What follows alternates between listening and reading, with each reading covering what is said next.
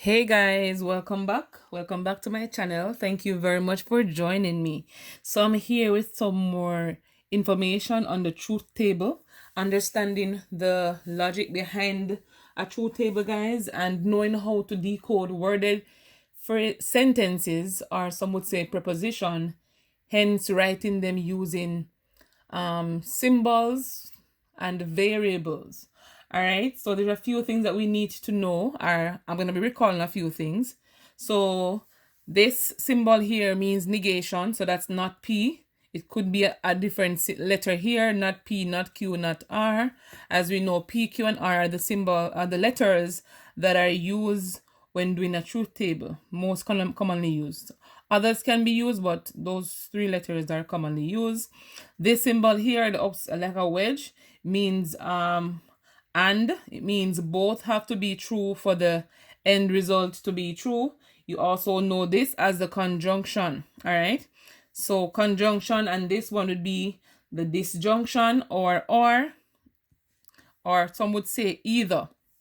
That means one or the other would be true. And the last time I made you reflected on the set theory, and we know that this would be intersection and this would be the union. All right, so I hope you all remember that. So we're going to be translating logical statements in symbolic form. So first example we have is that my blouse is pink but my shoes are not. So we have two phrases here joined by the word. Could say two sentences. Let me say two phrases joined by the word but. So my blouse is pink. So my first preposition is let P be my blouse is pink, and let Q be my shoes are pink.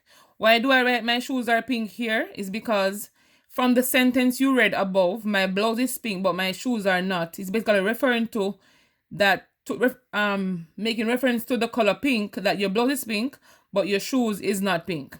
All right, so pink here would be referring to both the blouse and the shoes, and so that's why I have here that my shoes are pink. So if you want to write a symbol for this, we could say that since as I said that my blouse is pink, I could call that P. So P represents my blouse is pink.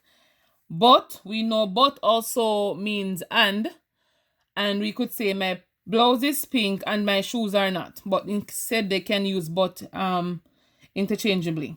So my shoes are not pink, and Q is saying my shoes are pink. So we will basically negate this last part of the statement here. So we would have and, which would represent the but. So that's basically and, or you want to put the wedge looking symbol, and the not pink would be the negation of Q. All right, guys, so my blouse is pink but my shoes are not. So basically P and the not Q. All right, so I hope you understand that one so far. Here I have a few more. So we're given the initial statements that P represents I like math, Q, I like English. So the first sentence we have is I like both math and English.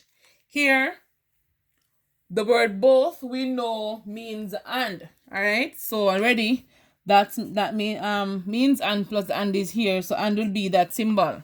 All right, so you like both math and English, so P for math and Q for English, and that's how we get it. Pretty simple, right? Yes, so I neither like math nor English. So this sentence is basically saying I don't like math and I don't like English. All right, so I don't like math. Remember, not math would be like the negation of whatever math is, and math is P. So not math, which is not P, put a box around this. So not P, all right, and not English. So not P, not Q. So and not Q. So basically saying you don't like math and you don't like English. All right. So the last sentence is saying, I like math, but not English.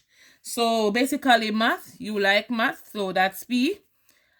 But again, we know but would basically mean and. They are used interchangeable, so you can have either but or and you know that's a symbol like a wedge. So and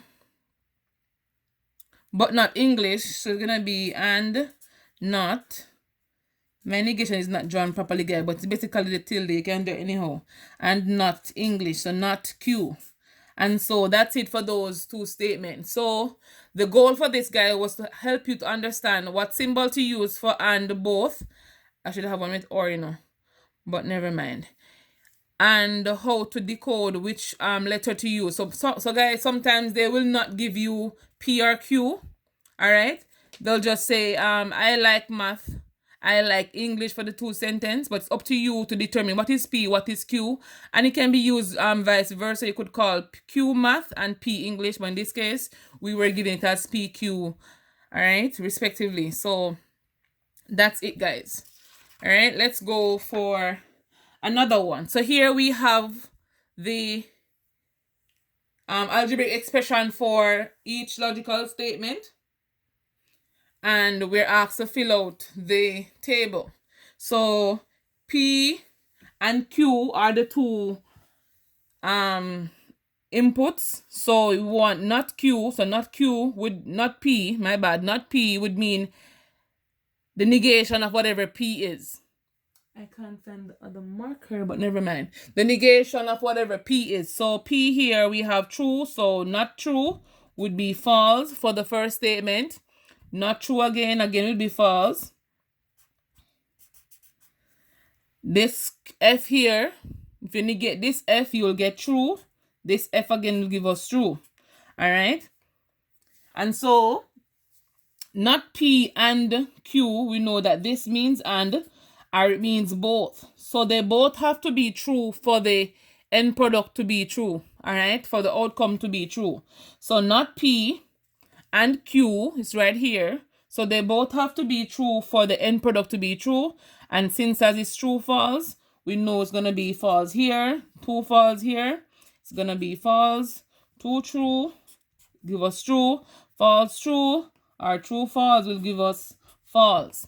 Alright. So we know for this one, for and, both have to be true. Alright, guys. And that's how an easy way to remember it. So now we have one with the V looking thing, or we'll say the upside down wedge, which means or, which means one or the other is true. All right, guys. So here we need to do the negation of Q first. So this is the Q column. We're gonna be negating it, meaning doing the opposite. So we're gonna be doing that. So false, true, true, false, true, true. So we have P or not Q. So remember, or means either one or the other can be true. Similar to the union, where we identify that we list everything without repeating. All right. So in this case, P or not Q.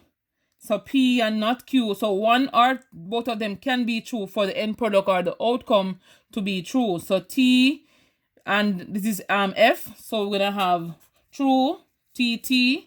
That's true. So pay attention to this one and this one.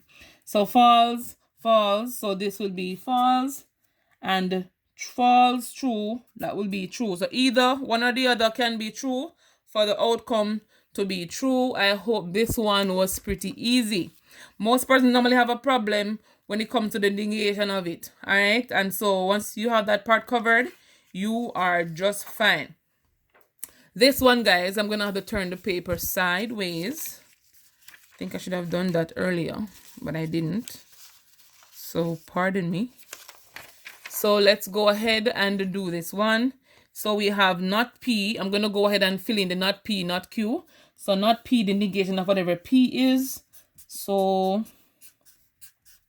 not Q, negation of whatever Q is. False, that implies true. That's going to be opposite of that. Opposite of that. All right. So now we have this part to pay attention to. So P or not Q. So P, not Q, and it's or. All right. And once it's or, that means either one of them can be true for the outcome to be true. All right. So these two we pay attention to. We see that that's true, that's false. So outcome would be true. True, true. Outcome would be true. False, false. Outcome would be false. True, no, false, true. Outcome would be true. All right. So the next part now is saying not P or Q. So not P is the asterisk one, and Q or Q would be the another would be these two columns. So these are what we're focusing on right now. So not P or Q again, or once one or the other is true, the outcome is true. So between these two, we'll have true here. Between these two, we'll have false. Between these two, we'll have true, and we'll have true. All right. So once one or the other is true, then the outcome is true. For this one now, guys, if you can't see the small statement here, you can look at the top of the page where we have both of them combining.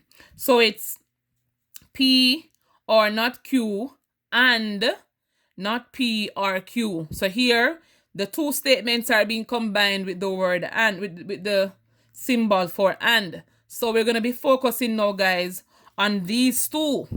All right, because you can see that P or not Q represents this one in bracket, and the not P or Q represents this one. All right. So remember, it's and in the middle, and mean they both have to be true for the outcome to be true. All right. So for this one, so TT, that's T. T false or TF, so that's false because both of them are not true. False true is false, and true true is true.